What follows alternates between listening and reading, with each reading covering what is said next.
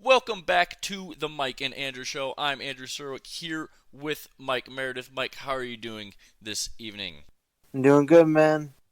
Good to hear. We got a lot to talk about today, so let's get right into it.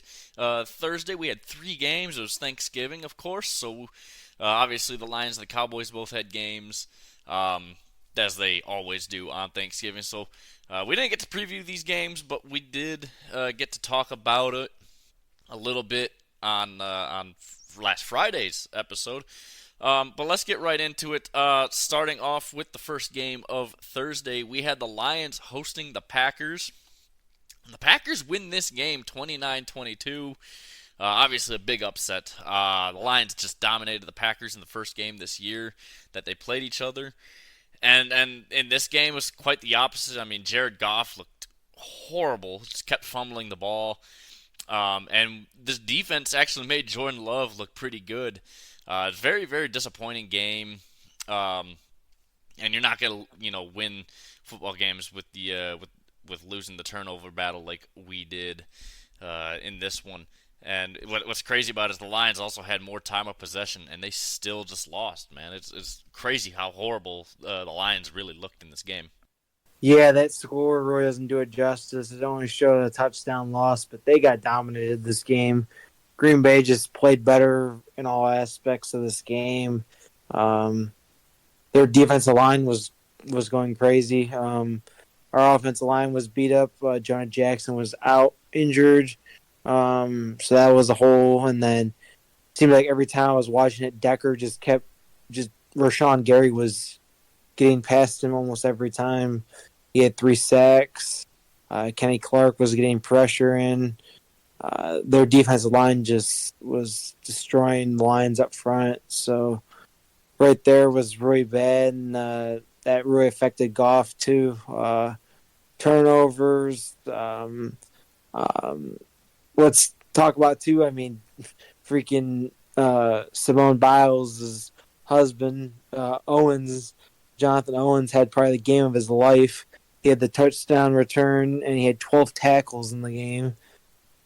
So, yeah, the Packers they played a better game. The Lions got to be better moving forward here. It was a really ugly game for them. Yeah, really ugly game. I really hope over these, well, I guess now a little bit less than a week, but during this 10-day break, man, they figure something out because the defense has to be a lot better. The offense does too. The Cowboys hosted the Commanders the afternoon game on Thanksgiving. Cowboys winning in extremely dominant fashion, 45-10 over their division rival. Dak Prescott played in a really incredible game, and I got to give credit to Sam Howell too. He had 300 yards. He did throw a pick, but he didn't throw a touchdown. But standing in there, put up 300 yards and was sacked multiple times. I mean, he's got no help up front, just like Jared Goff really didn't, in their game. And he still put up 300 yards, which is really incredible. So got to give credit to him for sure. But Matt, the Cowboys just extremely dominant, winning this one 45-10. Their defense, they let Sam Howell go for 300 yards, but they still held on strong to only allow 10 points the entire game. Yeah, the Commanders, man, they're just they weren't great, and immediately after this game, they fired the defensive coordinator. They just were getting beat down by Dallas. Dallas really likes opening the score up on a lot of teams this year.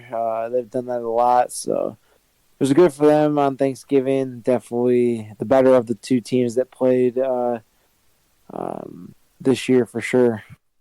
Yeah, it's kind of funny. They after this game, they fired their defensive coordinator in Washington, and then you think back to it though, it's like the defense wasn't all too terrible when you didn't when you had Montez Sweat and Chase Young, but yeah, fire your defensive coordinator after that, after not having anyone up on that defensive front. And then the night game, we had Seattle hosting San Francisco. San Francisco getting a nice win, 31-13 in this one. Brock Purdy, or as I like to call him, Rat Purdy, because he is a rat. he had a pretty decent game, 21 for 30, 209 yards. Christian McCaffrey, very, very dominant on the ground, 114 yards in that game. Um, this Seattle defense just could not keep up with what San Francisco was doing. And likewise, the San Francisco defense is so good now, especially with the addition of Chase Young. Seattle just couldn't really do anything offensively to get any yardage at all in this game. I mean, they held Geno Smith to under 200 yards, so very very good defensive game from San Francisco, and offensively they looked really good too. Yeah, 49ers look really good. McCaffrey, man, he had a crazy game like usual, and seeing the behind the scenes on social media with like he got beat down that game, man. But he came back, and Purdy had a decent game too. So 49ers are looking pretty good moving forward here. Yeah, they're looking really really good now, and yeah, that's really all I can say about San Francisco for now. Friday, we had the Jets hosting the Dolphins. Dolphins winning 34-13. Obviously, I've said it, all year long. Miami on the road has not really been that all too impressive. But they were impressive this weekend. I know the Jets don't have an offense to speak of. I mean, they had Tim Boyle in at quarterback. Obviously, it's a lot better than having Zach Wilson at quarterback. And the Jets' defense is elite, but Miami's offense is just so good that they could really beat anyone. And they finally were able to show up on the road. I know it's against the Jets, but they were able to show up on the road, and that's really all that matters and what I was looking to see out of them. And they had a good game. I mean, Tua didn't have the best of games. I mean, throwing 2 picks is never too well, but I mean, he matched Tim Boyle with that. So overall, a pretty good game for Miami. Yeah, Miami comes out and gets their big road win here. They've been struggling on the road. Against the Jets, but they definitely played a solid game here, and it was good for them moving forward. The Bengals on Sunday hosted the Steelers, and I think we both called this one. Steelers were definitely winning, and they won. They won 16-10. I mean, obviously, no Joe Burrow now. Their season's pretty much over at this point. They're sitting 5-6 now. And they had Browning in at quarterback. Kenny Pickett had a really good game. Didn't throw for a touchdown again, but didn't really necessarily need it. A lot of field goals in this game, though. But yeah, just kind of a mid, game in all honesty. But yeah, Pittsburgh off with the win yet again. Yeah, another one where Pittsburgh is winning tight, low-scoring games. The quarterback for the Bengals, Browning, he was okay. I mean, wasn't that great, but he also wasn't completely trash. So definitely going to take a while for him to get into this offense. But yeah, sucks for the Bengals that their season is going downhill. But Pittsburgh again, I think they're 6 or 7-4 now, so they're coming up. Yeah, they're definitely coming up. Houston hosted Jacksonville, division rivalry here, and Jacksonville gets the win, 24-21. I know I called Houston to win this game, and I believe you picked Jacksonville here, but C.J. Stroud had a really good game, and so did Trevor Lawrence. I mean, they both had really really good games. C.J. Stroud on the ground had a really, really good game as well. He did have a rushing touchdown. He also threw for 2 touchdowns. So it was a good game. Nico Collins and C.J. Stroud again. Just what a weird combo that ended up really working out for them. Yeah, especially with Michigan and Ohio State being this week as well. Yeah, just really classic there. But yeah, Jacksonville just barely squeaking by here. I mean, I know Houston did try to come back in this game, but just fell short. Yeah, I mean, they were a gust of wind away from tying the game. They kicked the 58-yard field goal, and it hit the bottom of the post. So just a little bit further. Well, gave it a little Justin Tucker kick, and he would have got through for OT, and who knows what would have happened there. It was a good fought game by Houston, but Jacksonville prevails, and I still think it's Jacksonville's division to lose, man. I think Jacksonville is the more experienced of the two teams this year. Houston's been overachieving what most people thought, and uh, Jacksonville with the win. Yeah, it is their division to lose at this point now. The Colts hosted the Buccaneers, and man, the Bucs just keep on losing. Man, the Colts win 27-20. I thought this would be the week the Bucs would finally get things right. I honestly, they're out of being division favorites, or even close to being in this division battle. Now, especially when you lose to the Colts the way you do. Um, this was a game that had Tampa Bay favored by quite a bit, I believe. And you fell to an Indianapolis team that's playing out of their minds. But this is just a really bad performance. Baker Mayfield didn't look spectacular in this game, and to be honest, Gardner Minshew didn't look good either. But Jonathan Taylor, man, carrying this Colts offense with 91 yards and 2 touchdowns. Yeah, I was thinking that if the Colts were going to win this, Jonathan Taylor would have a big game, and he did. But it did come with some costs. I know he's now out, I believe, with a thumb injury for a couple weeks. But the Colts look solid compared to what most people thought this year. Probably won't make the playoffs, if not wild card. But still, they're overperforming this year for sure. Yeah, that's for sure. And speaking of that NFC South division, with Tampa falling, this game here in particular that we're about to discuss for a minute had a lot of implications to the division leader. Atlanta hosted New Orleans, and both these teams walk away 5-6. Atlanta is won 24-15 in this game. It was looking like for a while this was going to be a Saints win, but Atlanta in the end picked up the W. They had a really good fourth quarter. Desmond Shitter had a pretty abysmal game, to be honest with you. He went 13 for 21 with 2 picks, 168 yards. He did not look good. But that said, this Atlanta defense, obviously one of the best in the league. And they finally used Bijan in the correct way this week, and it paid off. 16 carries, 91 yards, and a touchdown for him. So really, really good, game plan for Atlanta outside of the 2 interceptions by Desmond Shitter. Yeah, I don't even know anymore with this division, man. Every week these teams are up and down, up and down. It's up for grabs, man. I don't know who's going to win it, but they're probably going to be first round exits. Yeah. When it seems like the Saints are going to win, then Atlanta comes back. Atlanta seems like they're going to win it, then they lose. Same with Tampa Bay. Just all awful. This division is just awful, man. Yeah, honestly, just like give their spot to a different NFC team that actually has a winning record, because I don't think the winner of this division is going to have a winning record when we come down to the end of the season. The Giants hosted the Patriots.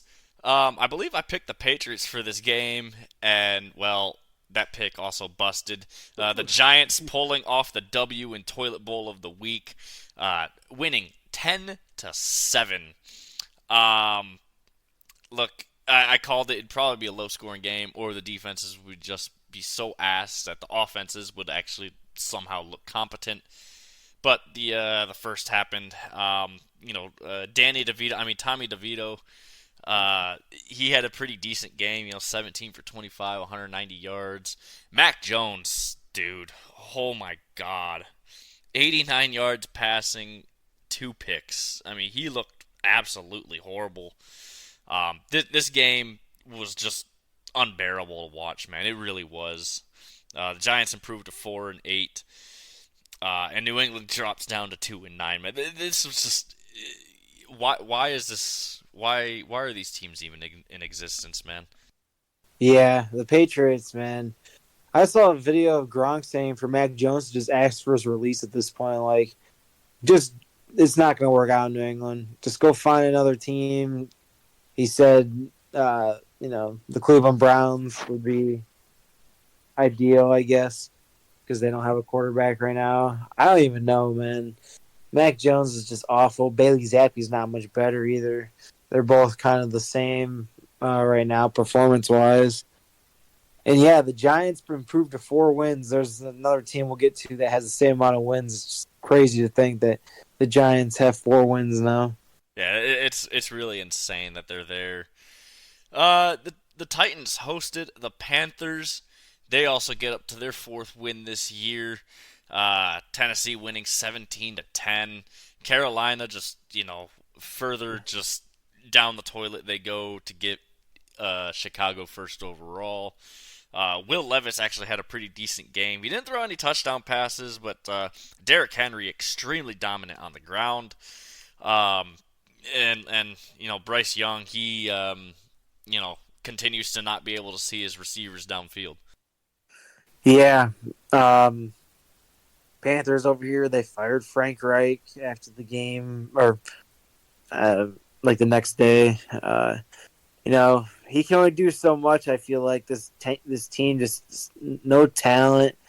The owner over here is defending the Bryce Young pick. Like, nah, man, you messed up. You took the wrong quarterback.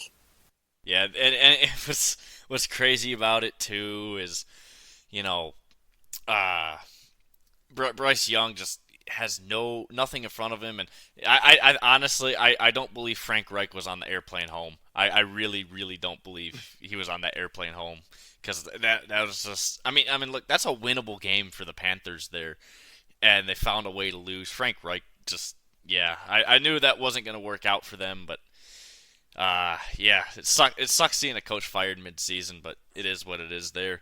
The Cardinals hosted the Rams. The Rams winning 37-14. Um, this was pretty much just all dominance by the Rams. I know it's the Cardinals, so it doesn't really matter. Stafford had a pretty good game. That said, Kyler Murray had a pretty damn good game as well, thrown for over 250 yards in this game. But yeah, no, the Arizona defense just could not stop this LA offense.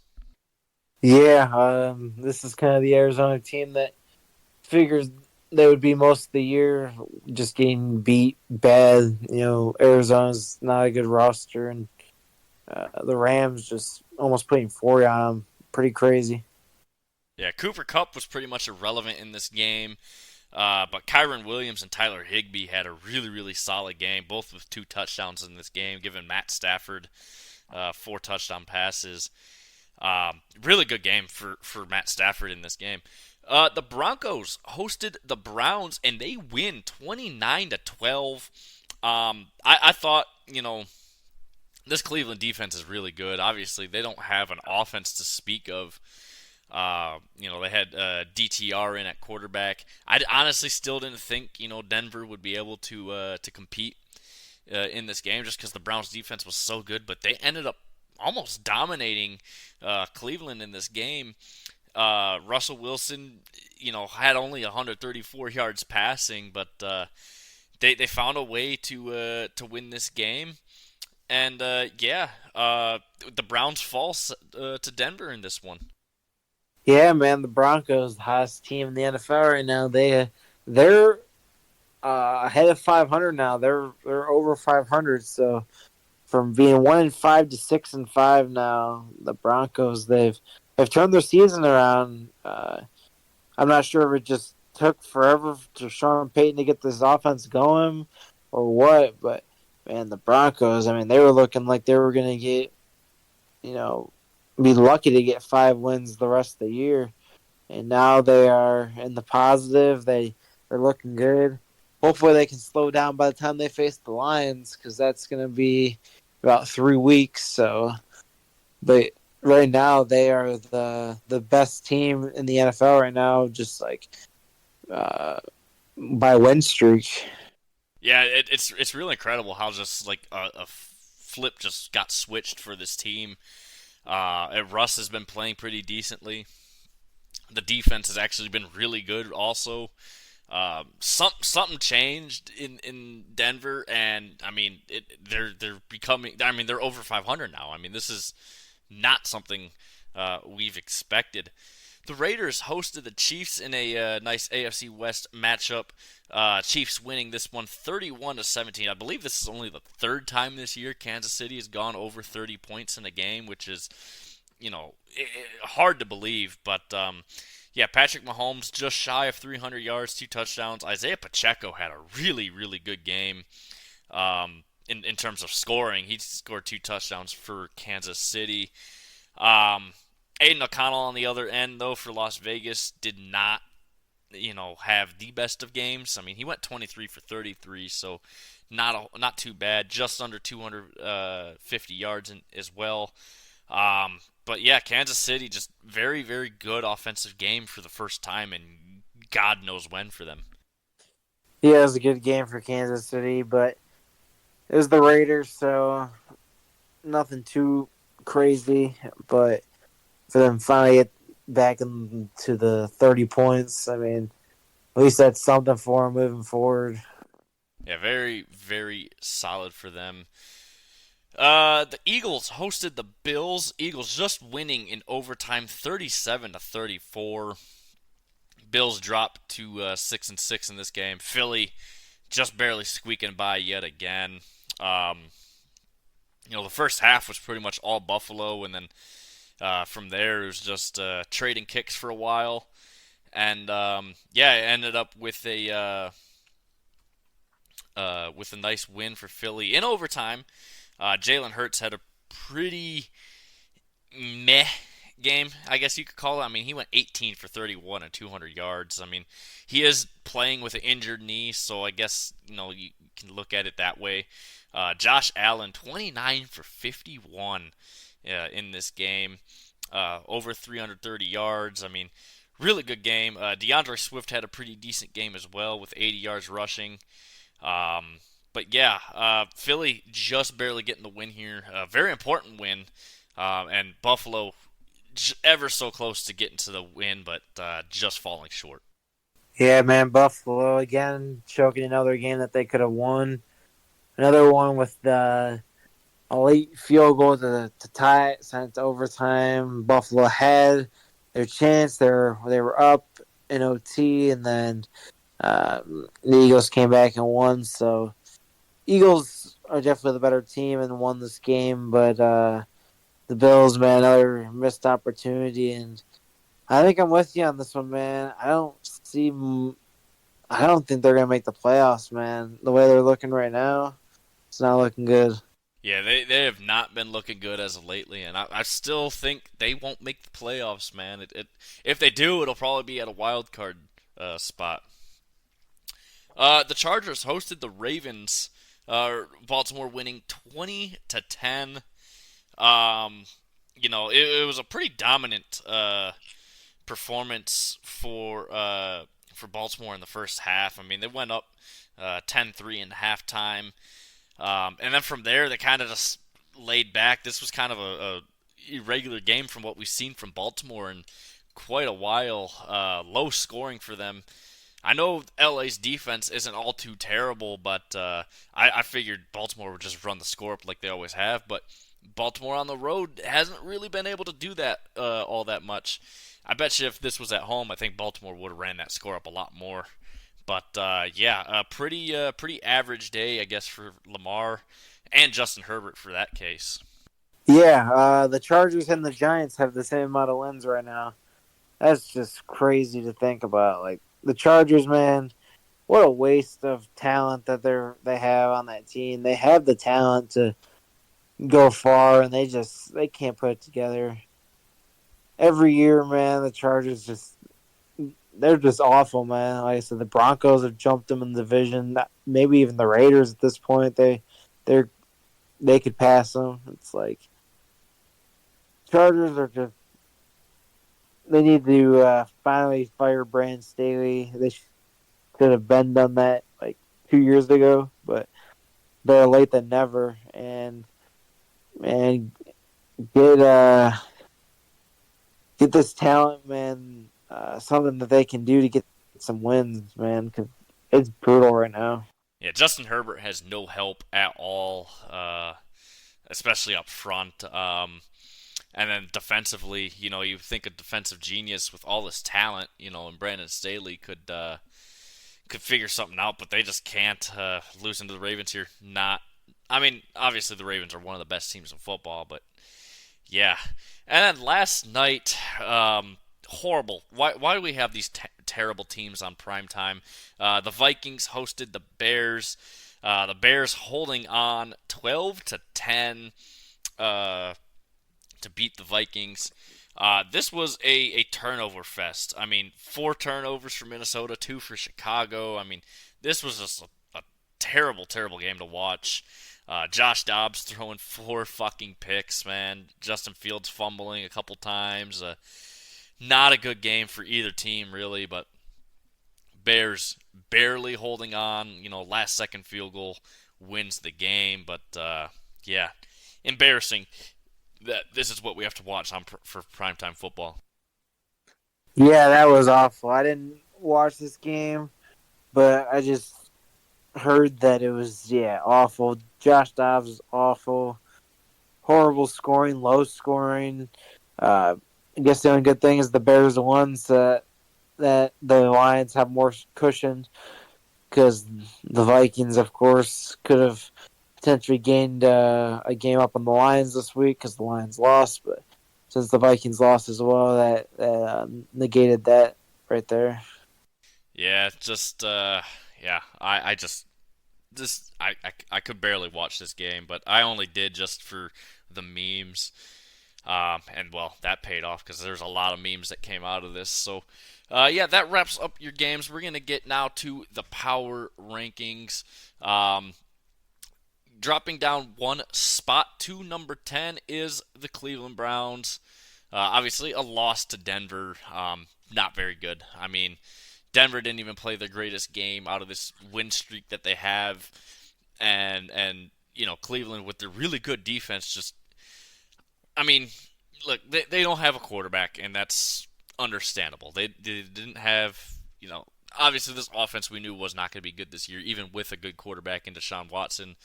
That said, it was just not a good performance for either side of the ball this week. I still think they are a top 10 team, but yeah, not the greatest of losses here.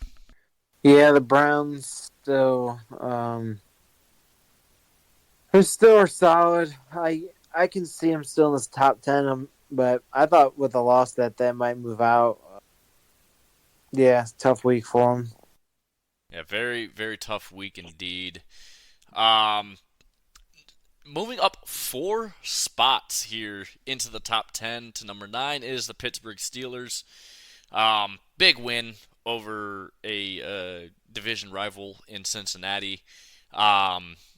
Obviously, they fired Matt Canada. I think it was last week. You know, but it was a pretty good game for Kenny Pickett, obviously.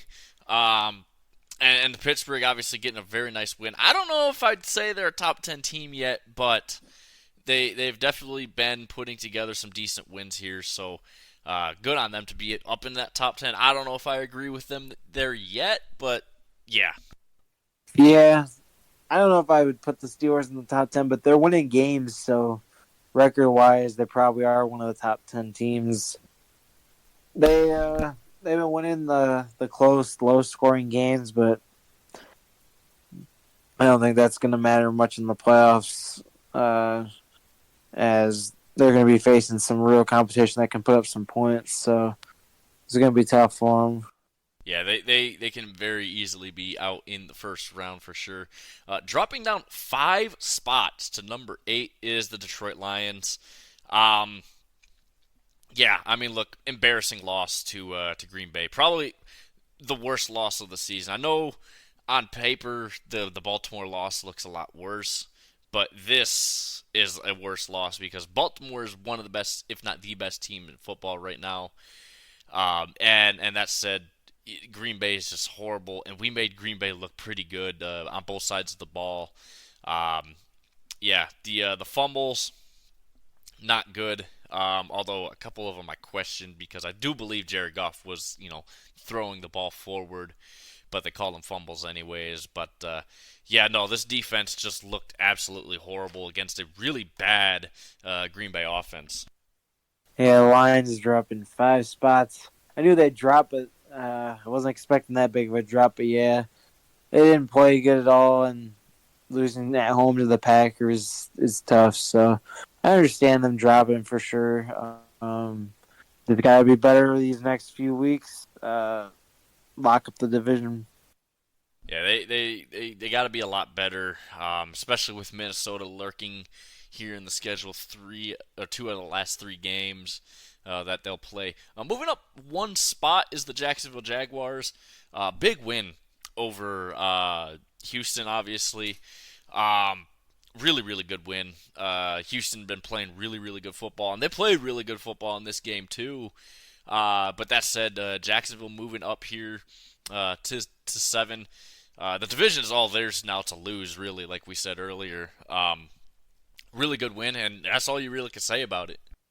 Yeah, they had a nice big win over the Texans and definitely deserve to be up on the power ranking. Yeah, very, you know, uh, nice win for them for sure. Staying at number 6 is the Miami Dolphins. Nice win over the Jets. They finally get a nice win uh, over the weekend on the road, and obviously, it was an entertaining game. 99-yard pick six for Miami in this game as well. It is the Jets, so you have to take that with a grain of salt. But Miami has not been really performing very well on the road at all this year. They finally get it done. Like I said, it is the Jets, but they finally get it done. And, they've been a top 10 team all year, and I'll continue to say they're a top 10 team until they start losing a ton, which I obviously really don't see at all.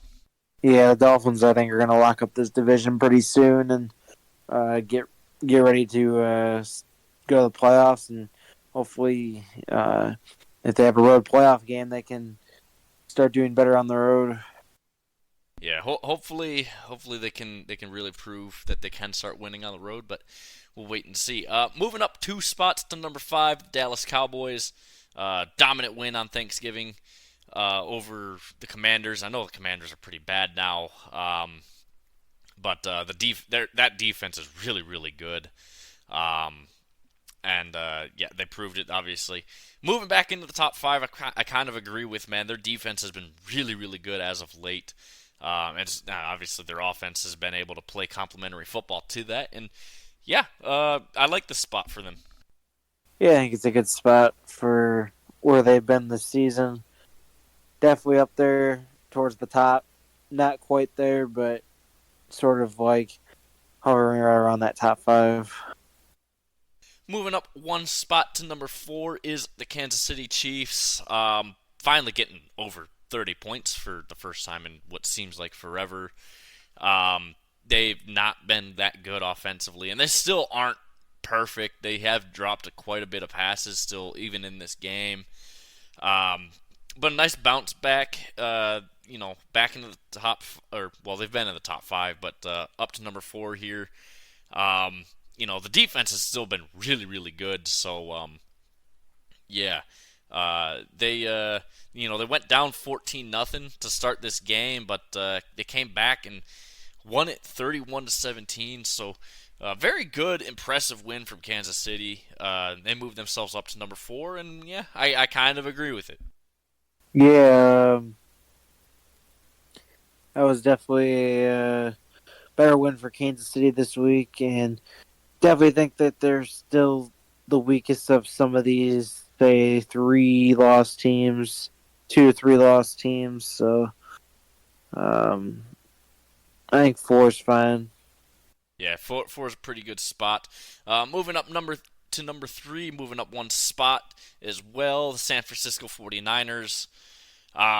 Dominant is all you can say about their game this weekend. They looked really good over Seattle, who's not a bad team at all.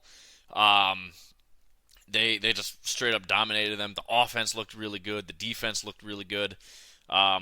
Yeah, like I said, they're still one of the best teams in football right now. I don't think they're quite at the Eagles level still, but they can definitely work themselves up there. I like this spot. You could really put any of these 3 teams in this top 3, and I'd agree with it. Yeah, I think this is a solid spot. Top 3, like you said, it can kind of be interchangeable right now. Yeah, that said, Baltimore stays at 2 and Philly stays at 1. Obviously, both these teams with good wins. Baltimore looked a little bit better in their win. Obviously, Philly had to go to overtime to beat Buffalo, but both these teams getting good wins. And like I said, you could switch these 3 teams around and put someone else at number 1, someone else at number 3, whatever. And I'd still, say like, yep, that is. I mean, there are the top 3 teams in football. Just the eye test alone tells you that. Not even getting down into the stats, So yeah, I agree with both of these. What's your thoughts here? Yeah, I think same thing. Those are both pretty solid. The top 3 I feel like are pretty interchangeable right now. But yeah. Yeah, that is it for your NFL power rankings. So now we're gonna move on into the college football games. It was rivalry weekend, and we had quite a bit of good games here. Starting Thursday off, Thanksgiving, we had Mississippi State hosting number 12 Ole Miss. Ole Miss only 17 points in this game. They win 17-7. They were favored by, a crazy amount. I believe they were favored by 10.5, which they almost covered but failed to. The over/under for this game was 54.5, though. So they came nowhere close to that. It's a rivalry game. You kind of expect lower scoring or at least in closer games, but Ole Miss is so much better than Mississippi State. This was honestly by far their worst win of the season for Ole Miss, but overall it still got them a win, and that's all that really matters. Yeah, Ole Miss with the win. Low scoring game. Not their best performance for sure. No, not a good performance at all. Especially that offense just didn't look good. Dart looked horrible. I think he only threw for like 90 yards in this game, something like that. 96 yards, yeah. So not a very good game. Number 13, Oklahoma hosted TCU. Oklahoma wins 69, nice, to 45. This was kind of an all Oklahoma show in the second and fourth quarters. TCU kind of, scored every once in a while in each one, but the second and fourth quarters were just straight up dominated by Oklahoma here. Dylan Gabriel had a really good game, threw for 400 yards on just 24 passes. 24 completions. Really good game for Oklahoma. Their defense allowing TCU to score that many points, though, kind of concerning, and it's why it's partially why they're not in the Big 12 championship game this year. Yeah, they had some tough breaks this year. The big win that they had earlier, I believe it was against Texas, so that was their big win. But falling off to Oklahoma State and then also dealing with bad teams putting up a lot of points against them is why Oklahoma's not been as high as most people think they should be. Yeah, and they're not in the conference championship game because of allowing some bad teams to score on them and losing to them. Nebraska hosted number 17 Iowa, probably the most fraudulently ranked team ever. Iowa wins 13-10. And look, every Iowa game, just unless it's the Big Ten championship game this week, which we'll get to on Thursday. Vegas is having to go out of their way to find new unders or over unders. The over under for this one was 25.5, and they still hit the fucking under, man. At this point, if you like betting spreads or over unders, keep betting under against with Iowa, man. They are so bad. Last second field goal to win the game, to avoid overtime with Nebraska.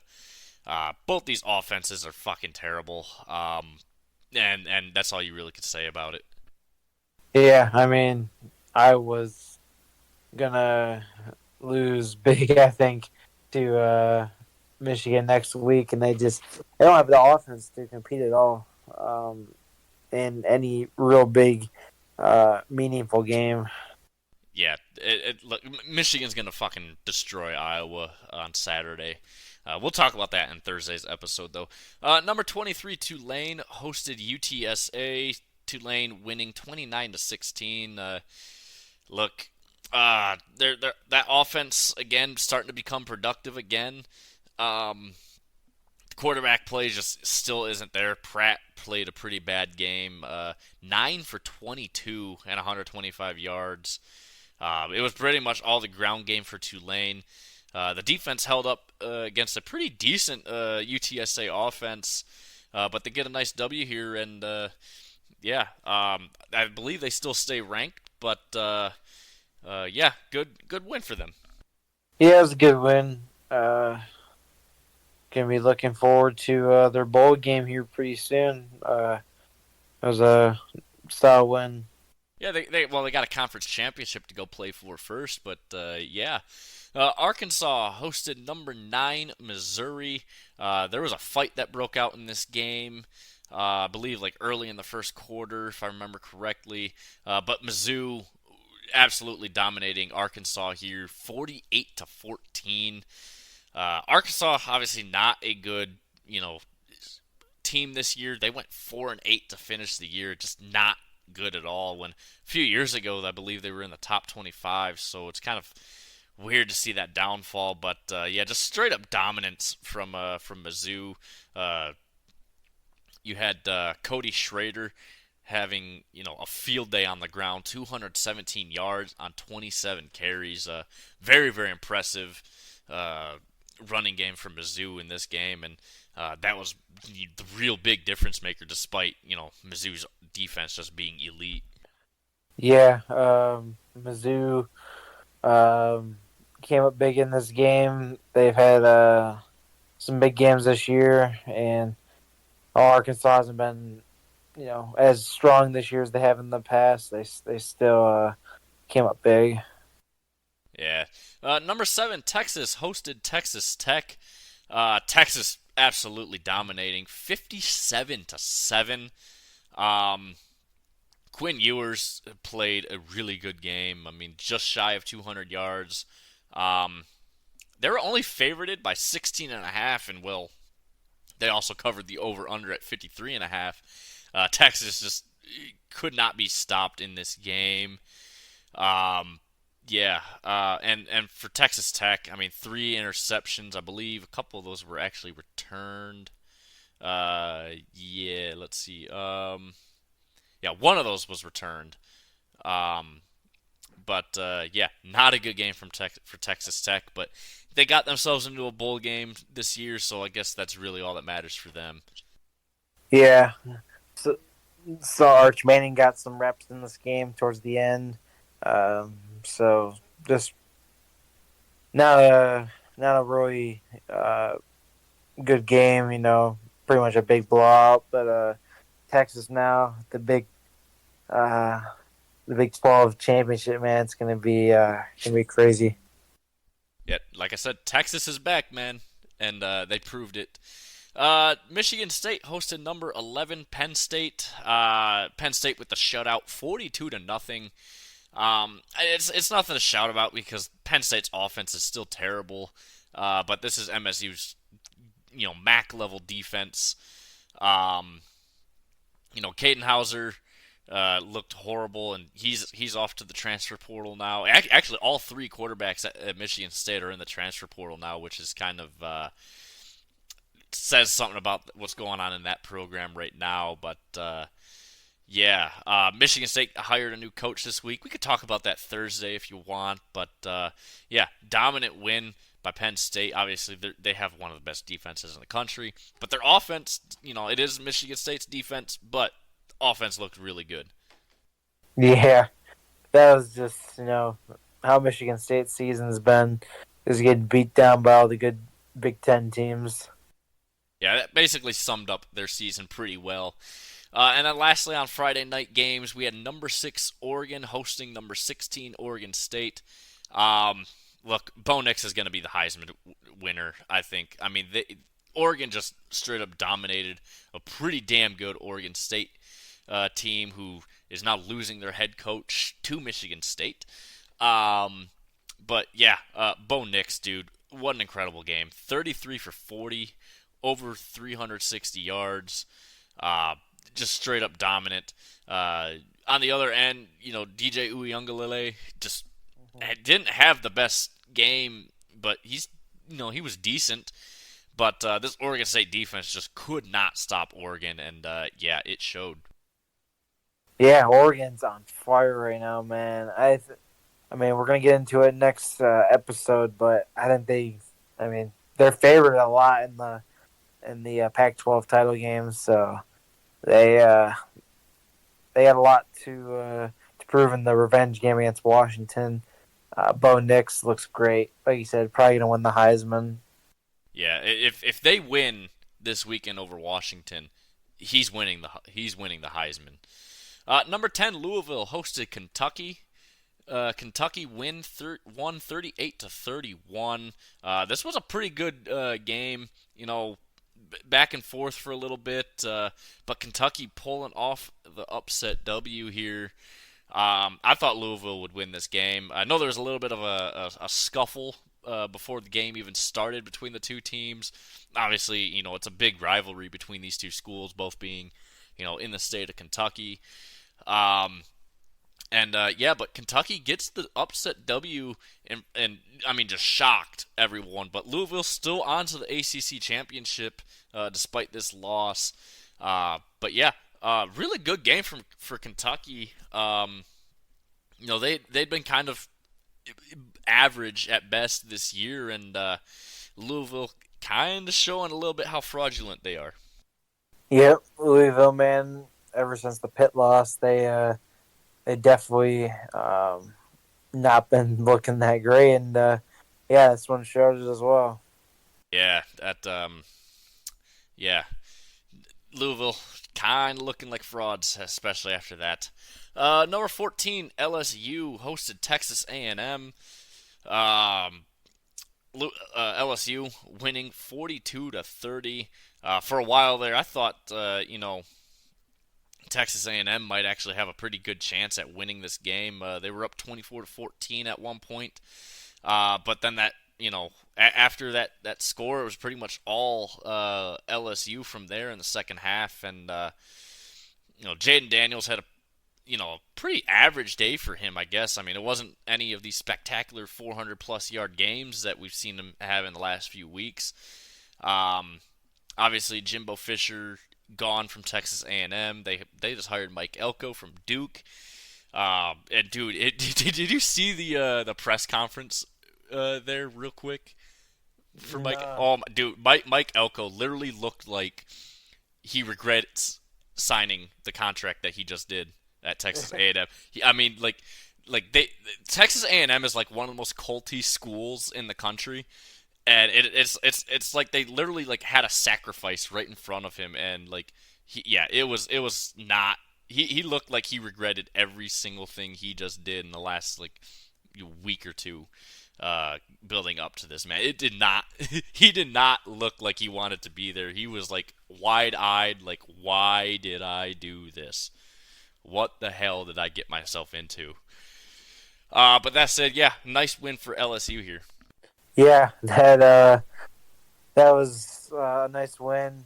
I don't think Jaden Daniels, though, is going to win the Heisman. I know he was one of the finalists. I feel like he's going to be, but Bo Nix definitely proved a lot more this weekend over Jaden Daniels. Jaden Daniels had to have a crazy game and did have that.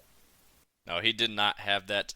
Auburn hosted number 8 Bama, and boy, I am so upset. I was so happy because I thought Auburn was going to win this game.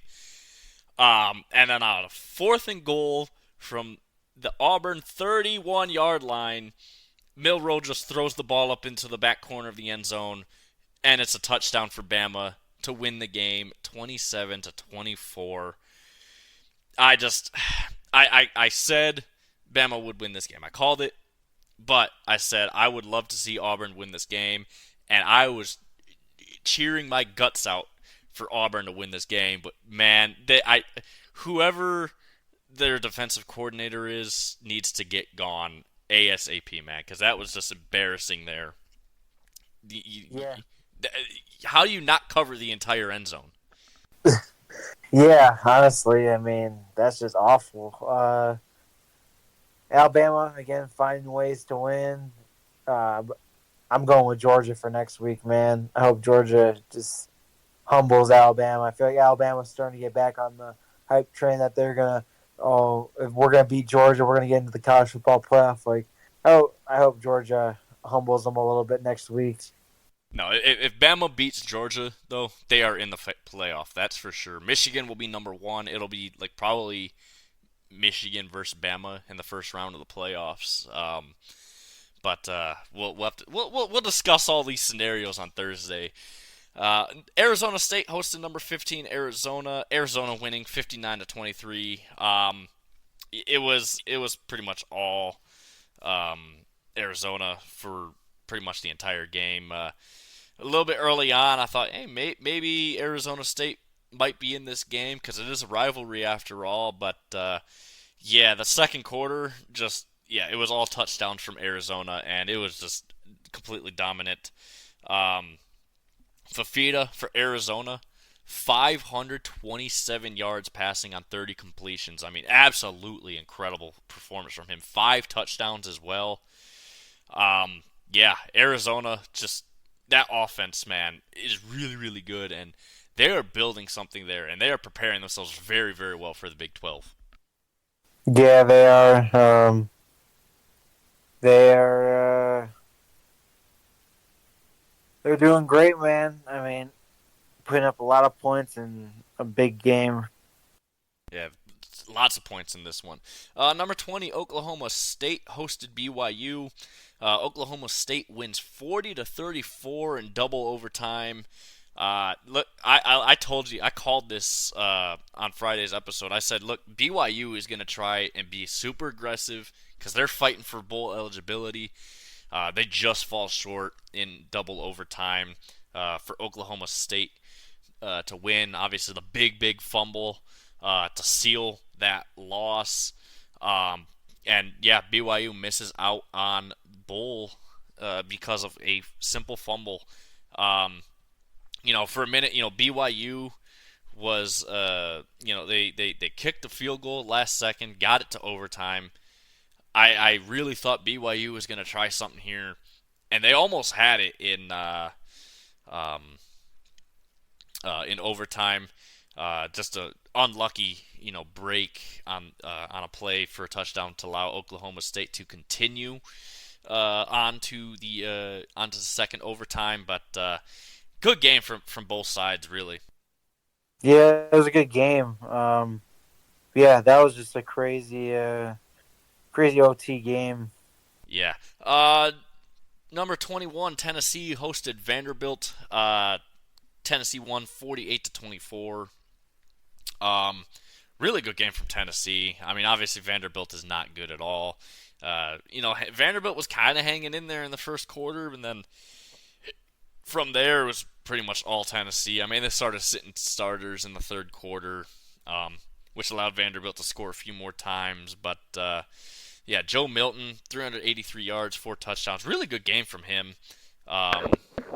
He went 22 for 33 as well. So, yeah, very good game for Tennessee, and nice win over the MAC school in Vanderbilt. Yeah, Vanderbilt is just garbage. It was a nice, easy win for them. UTEP hosting number 25 Liberty. Liberty getting a nice win here, 42-28. Um, yeah, man. Look, Liberty is they're 12-0 against really bad schools now. UTEP is again really bad. They're 3-9, just absolutely horrible. Really good game from Liberty, and that's all I really got on that. I didn't watch this game, so. Yeah, I didn't see much of this game either. But yeah, solid win, I guess. Number 4, Washington hosted Wazoo.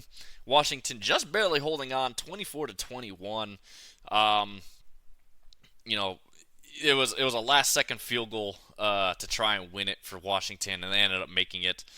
Penix didn't have a really good game. He went 18 for 33, 204 yards. He just didn't look all too great. Both defenses looked really, really good, though. And the offenses both didn't. And Washington just barely gets the W over their in-state rival. Yeah, Washington, that was definitely a close game there, and they're definitely looking not so good going into the Pac-12 title game. Yeah, look, last I looked, Oregon's favored by 10.5 in this game, so yeah, they have not been looking good. Florida hosted number 5 Florida State. Florida State pulling off the W, 24-15. Look, for a while I thought this was going to be a Florida win. I mean, they were up 12-0 at one point. And then Florida State was able to get themselves back into this game. Obviously, they don't have their starting quarterback in. I know Tate Rodemaker's in the game now, or playing quarterback for them. So I think they're going to struggle a lot against Louisville this weekend, and we'll talk more on that. But yeah, Florida State just barely getting the W here. Yeah, Florida State, they're good, but yeah, without their quarterback, it's going to be tough moving forward here. Yeah, they do. Yeah. Stanford hosted number 18 Notre Dame. Notre Dame wins 56-23. Stanford was up, 13-7 at one point. And I thought, yeah, maybe Stanford can be in this game. And then Sam Hartman, what's his name? Audric Estime, man, he started just taking off in the second half. And, 238 yards on the ground and 4 touchdowns. I mean, Notre Dame getting it done. I mean, it is Stanford. They're not a good team right now, but good win for Notre Dame. Yeah, it's a good win. They definitely pulled a nice win off at the end of the year. Georgia Tech hosted number 1 Georgia. Georgia Tech was in this game for quite a while. They were able to come back in the fourth quarter, but just wasn't enough. Georgia winning 31-23. It's a rivalry game, and Georgia has struggled in the past against Georgia Tech. I shouldn't say struggled, but it hasn't looked the best against Georgia Tech, I guess is the best way to say it. But very, very good win for Georgia regardless. Hostile environment for sure, and they pulled off the nice W here. Yep, Georgia's going to be trying to secure their spot here and get into the college football playoffs and the SEC title game. South Carolina hosted number 24 Clemson. Clemson winning 16-7. Look, it was just a very low-scoring, unentertaining game. Just terrible. Klubnik did not look good for Clemson. Rattler, well, he's a rat. He plays like a rat, and just 112 yards passing for him. Klubnik with exactly 100 yards. Just not a very good game for either team.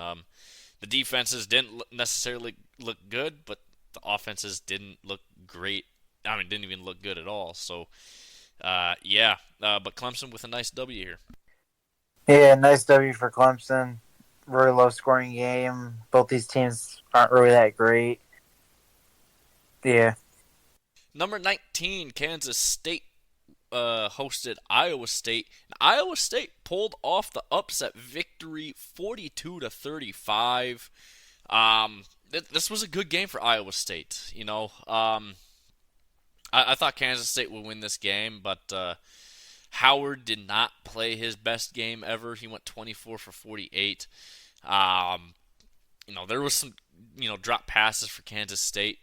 But when it really mattered, their defense didn't hold up, and they allowed ISU to score twice in the fourth quarter, and then the offense just could not respond at all, and that was the game from there. Yep. Definitely interesting game here, and solid win here.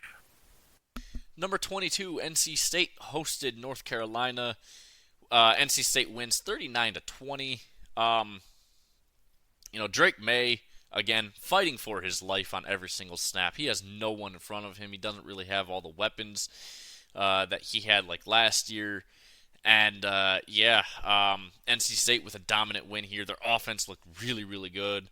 Brendan Armstrong had a really, really solid game for him. He went 22 for 31, over 330 yards, 3 touchdowns. I mean, really, really solid game. Drake May, for all his lack of anything in front of him, he did throw for over 250 yards. Not a bad day, but this UNC offensive line is so bad, and the defense is not good either. They fall to NC State. Yeah, Drake May, if only he was on a good team, man. I mean, he's got the talent, just no one blocking for him, so it's tough. And a tough in-state rivalry loss there. Yeah, very, very tough loss for them indeed. And then lastly, it was the game, and it was probably the best game of the entire weekend. Number 3, Michigan hosted number 2, Ohio State. Michigan wins 30-24. Look, Corum had a really incredible game. 88 yards, 2 touchdowns, 22 carries. Really good game. J.J. McCarthy, man, he threw a touchdown pass to Roman Wilson. He threaded the needle on this ball, and it was a beautiful, beautiful pass. Colston Loveland had a pretty damn good game for Michigan as well. That said, man, I just want to take a minute to talk about this game because Michigan has completely broken Ryan Day. Like, he's broken playing it. He's not nearly as aggressive. He kicked a field goal when he was in plus territory on a 4th and 2 to end the quarter or end the half, I believe. It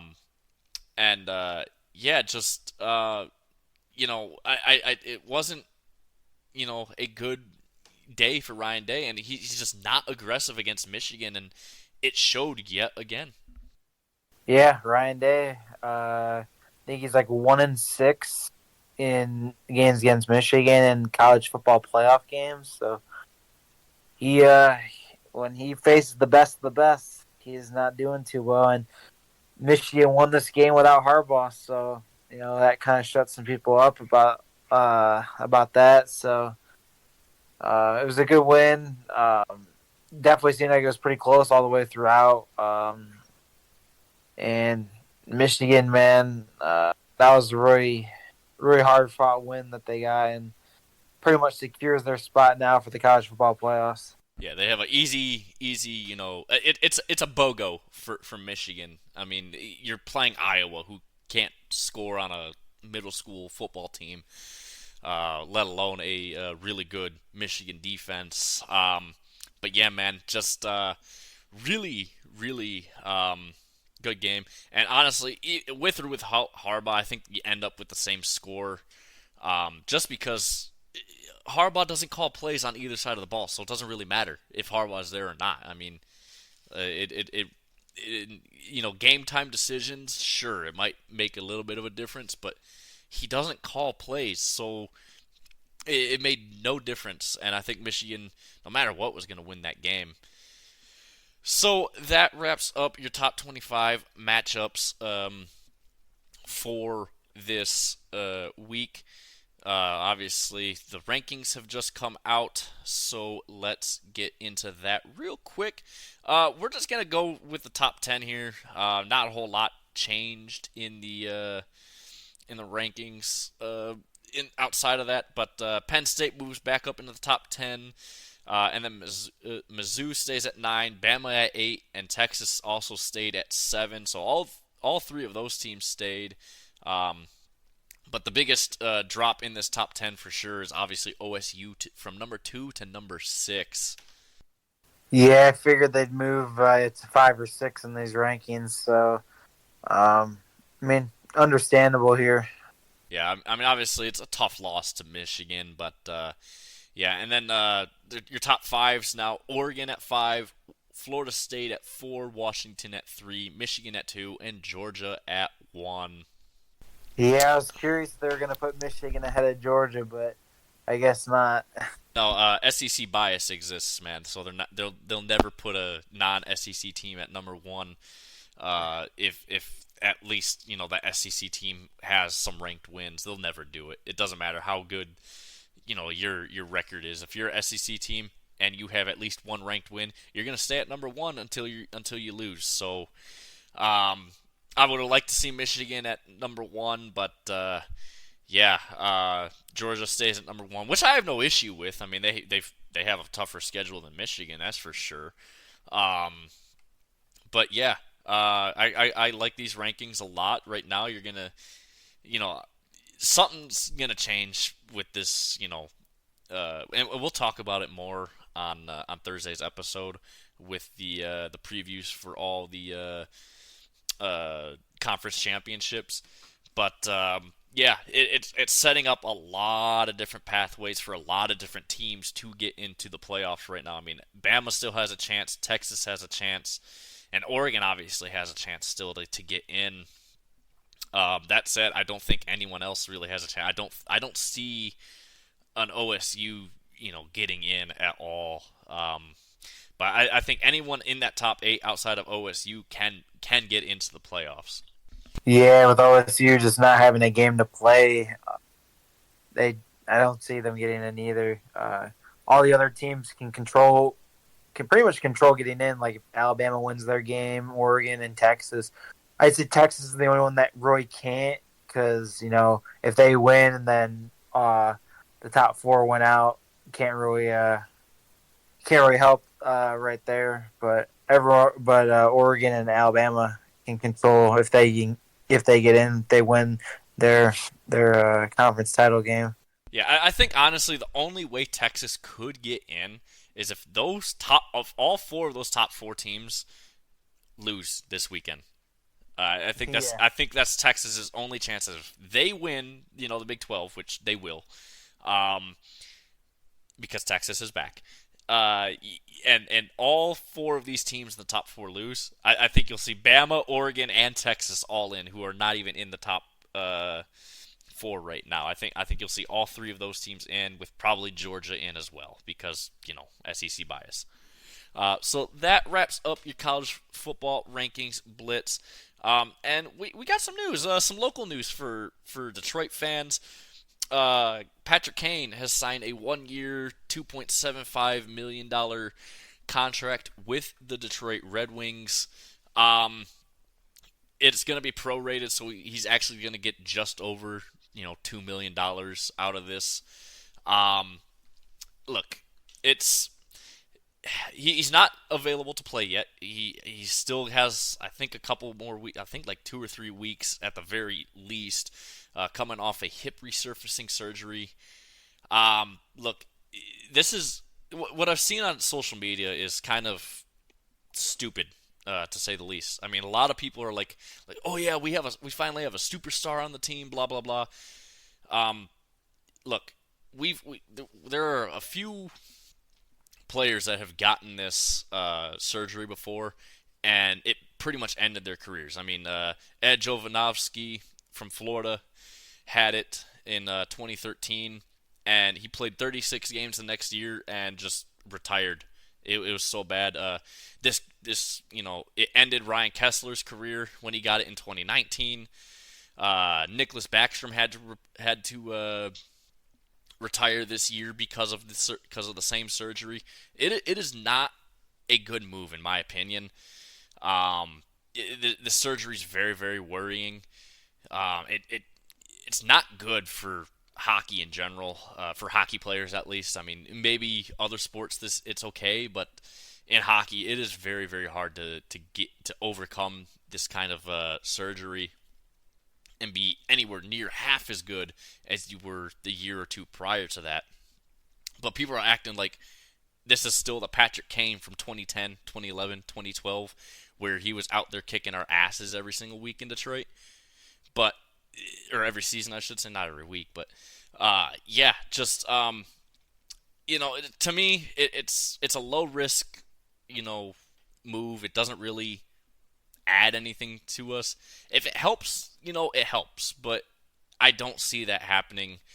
Like I said, this is a very, very tough injury to get over, to overcome, and it usually ends with players ending their careers early, or a little bit earlier than they plan when they get it. I mean, like I said, there's been tons of players to get this surgery already, and none come back the same as they were.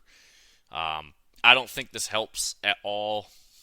We'll see if it does, but in all honesty, man, I just don't see how anyone can be super, super excited. And, like I'm living in 2023. These people are still apparently living in 2012.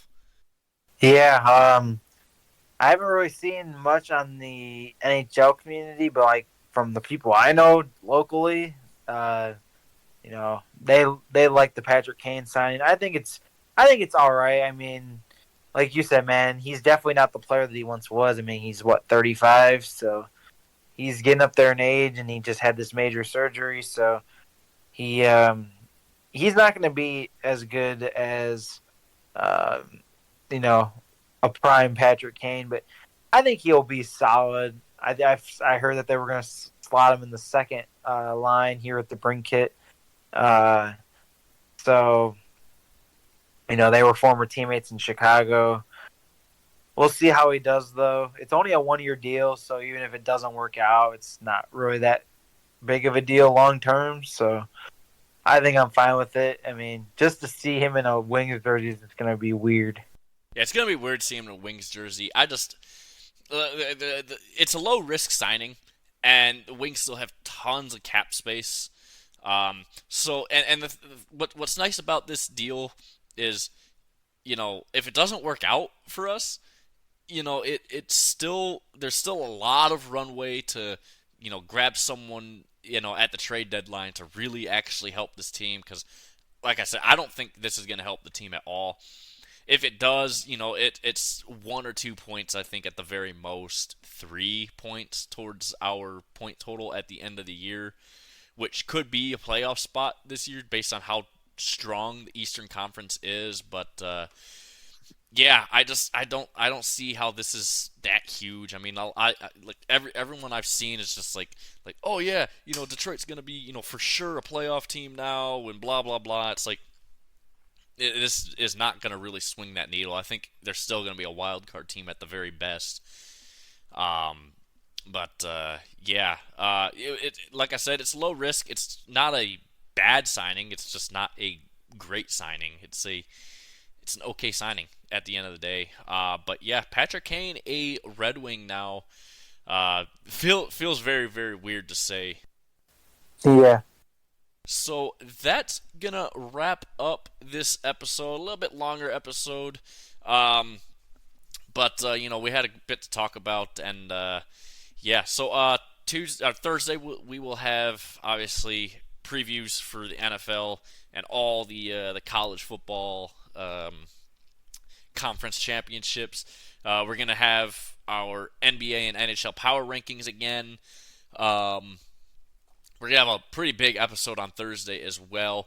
But anyways, rate, review, subscribe, help us out. We want to hear feedback from you guys. What do you want to hear more of? What do you want to hear less of? You let us know. But anyways, guys, thank you so much for listening, and we will see you guys on Thursday.